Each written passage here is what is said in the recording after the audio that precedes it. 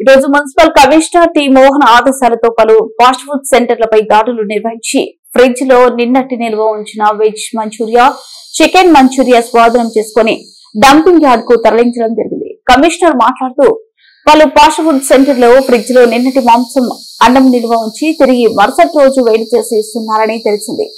మా సిబ్బంది దాడులు నిర్వహించి chicken Manchuria, chicken 65 veg Manchuria, మిగిలిపోయిన అన్నం స్వాధీనం చేసుకుని డంపింగ్ యార్డ్ కు తరలించడం జరిగిందని తెలిపారు.